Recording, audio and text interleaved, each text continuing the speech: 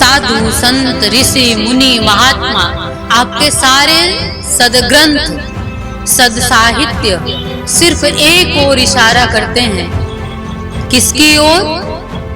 जिसने इस सृष्टि की रचना की, जिसने इस सूरज चांद तारों को भी बनाया और जिसने आपका भी निर्माण किया है। इतना कुछ जो बनाने वाला है, इतना जो व्यापक है, वो अति सूक्ष्म आपके अंदर विराजमान है। ये सब उससे है, वो आप में है। और विडंबना ये है, दुख ये है कि वो आप में है, आप उससे परिचित नहीं हो। कभी का कुछ ऐसा पुण्य रहा है आपके जीवन का, जिसके वजह से आपको वो सद्गुरु रूप में मिल करके एक बार पुनः प्रयास कर रहा है अपने से जोड़ने का। आप जीव और वो ब्रह्म, ये दूरी वो खत्म कर देना चाहता है। दोनों एक ही हैं। समझ जाओगे तो आप वही हो। जब तक नहीं समझोगे तो द्वय की स्थिति है। आप जीव हो, वो ब्रह्म है। आप जीव हो, वो शिव है। जब तक आप सिर्फ जीव रहोगे, तब तक आप दुख में रहोगे। और जो ही शिव से तुम्हारा तादात्म्य हो जाएगा, आप आनंद में हो जाओगे। जब तक वो भक्ति में था, तब तक तो उसकी शक्ति बढ़ती चली गई।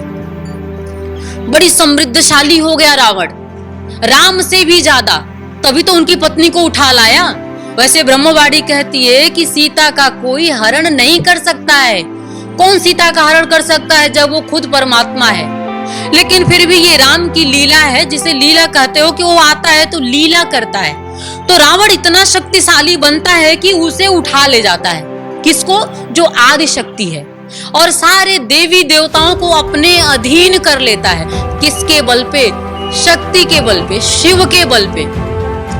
लेकिन जो ही वो शिव को भूल जाता है, जो ही वो शिव को विस्मृत करता है, उसकी भक्ति समाप्त हो जाती है। और धीरे धीरे जो ही भक्ति समाप्त होती है, ध्यान रखना, जो ही भक्ति समाप्त होती है, त्यों त्यों शक्ति तुम्हारी क्षीण होती चली जाती है। कर्पूर गौरम करुणावतारम संसार सारम भुजगेन्द्रहारं सदा वसन्तं हृदयारविन्दे भवं भवानी सहितं नमामि। नारायणो त्वं निखिलेश्वरो त्वं माता पिता गुरु आत्मा त्वमेवं ब्रह्मा त्वं विष्णुरुद्रस्त्वमेवं सिद्धसमुत्तं गुरुत्वं प्रणम्यं सिद्धसमुत्तं गुरुत्वं प्रणम्यं सिद्धसमुत्तं गुरुत्वं प्रणम्यं। आइए फिर एक बार उस महाप्रभु की ओर आप सबके साथ चलती हूँ। जीवन का उद्देश्य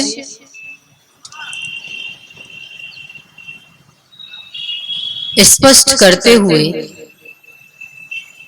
आपको उस सूक्ष्म सत्ता से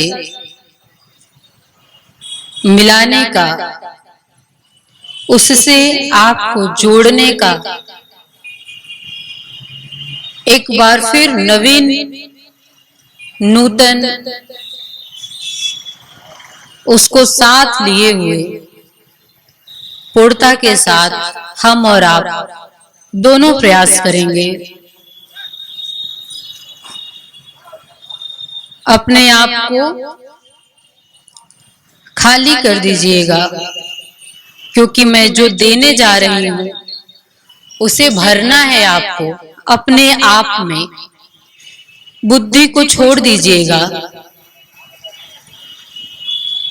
क्योंकि बुद्धि संसार सजाने के लिए होती है, और मैं जिस ओर आपको ले चलना चाहती हूँ, ये जगत बड़ा ही सूक्ष्म है। ये स्थूल जो बाहर दृष्टिगोचर है उसी द्वारा रचित है, पर वो जो रचनाकार है इस सृष्टि का, वो सूक्ष्मतः आपके इस मंदिर में, इस शरीर रूपी मंदिर में वो परमात्मा विराजमान है। और उससे मिलने का हम सब एक बार पुनः प्रयास करेंगे। साधु संत ऋषि मुनि महात्मा आपके सारे सदग्रंथ सद साहित्य सिर्फ एक और इशारा करते हैं, किसकी ओर?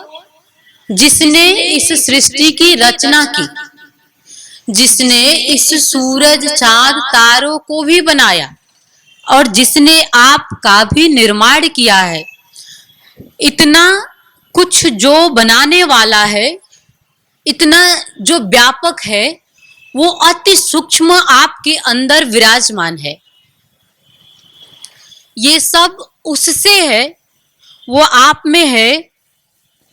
और विडंबना ये है, दुख ये है कि वो आप में है, आप उससे परिचित नहीं हो। और ये सत्संग किस लिए है? उससे परिचय करने के लिए।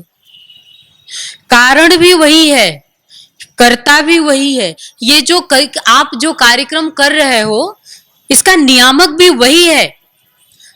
आपके लिए कभी का कुछ ऐसा पुण्य रहा है आपके जीवन का, जिसके वजह से आपको वो सदगुरु रूप में मिल करके एक बार पुनः प्रयास कर रहा है अपने से जोड़ने का।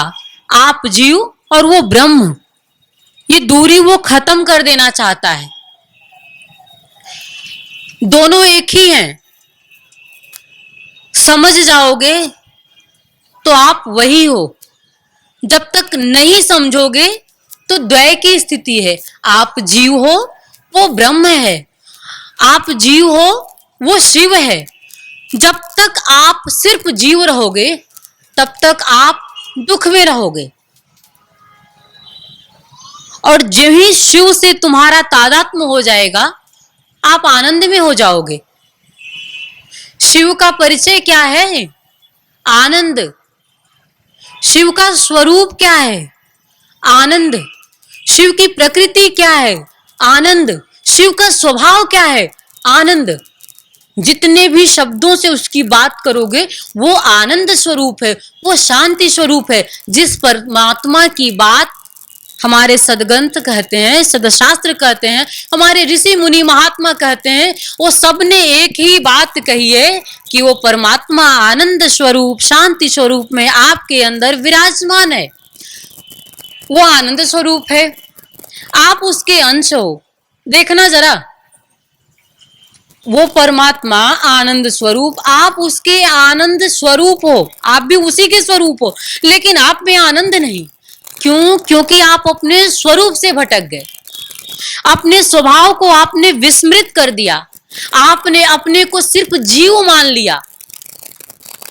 आपने अपने आप को कर्ता मान लिया। कर्ता होने में दुख है,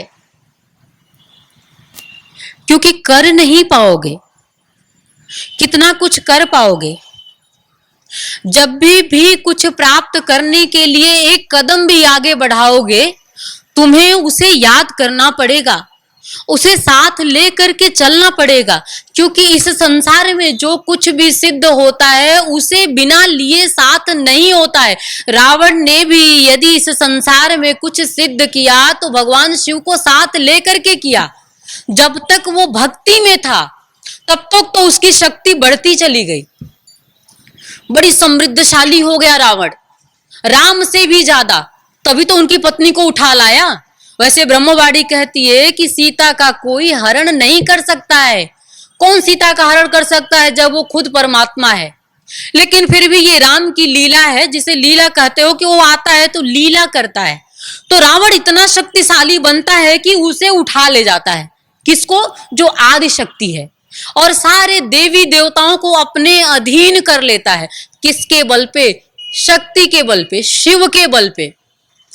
लेकिन जो ही वो शिव को भूल जाता है, जो ही वो शिव को विस्मृत करता है, उसकी भक्ति समाप्त हो जाती है। और धीरे धीरे जो ही भक्ति समाप्त होती है, ध्यान रखना, जो ही भक्ति समाप्त होती है, त्यों त्यों शक्ति तुम्हारी क्षीण होती चली जाती है। क्योंकि ये जो शक्ति आपको प्राप्त होती है किसी भी क्षेत्र में आगे बढ़ने के लिए, इस संसार में कुछ भी हासिल करने के लिए, वो किससे मिलती है? परमात्मा से। आपके अंदर ही तो ऊर्जा के रूप में विराजमान है वो, और यहीं से जागृत होती है वो शक्ति, और उसी के बल पे आपको लगता है कि मैं करता हूं। जब तक रावण की भांति कर्तापन रहेगा, तब तक आपकी स्थिति समझ लेना कि दुर्गम होती जाएगी, दुर्गति की ओर बढ़ जाओगे, धीरे धीरे समाप्त हो जाओगे। इतना शक्तिशाली रावण की भांति तो आप हो नहीं कि देवी देवताओं को भी बस में कर लो, पूरा संसार आप हासिल कर लो, नहीं हो ना ऐसे। देवताओं को भी जो परेशान कर देने वाला रावण, शक्ति के बल पे, पर उसकी भी सोचो समाप्ति हो जाती है। क्यों? क्योंकि वो शिव को भूल गया, अपने गुरु को भूल गया, अपने शक्ति को भूल गया, जिसके बल पे वो था। वो विस्मृत कर गया कि मैं किसकी वजह से हूं, मैं किसकी वजह से इतना जो मैंने सब कुछ पाया है समृद्धशाली, किसकी वजह से हूं। कहने का अर्थ यह है कि विस्मृति में मत जाओ, स्मृति में रहो।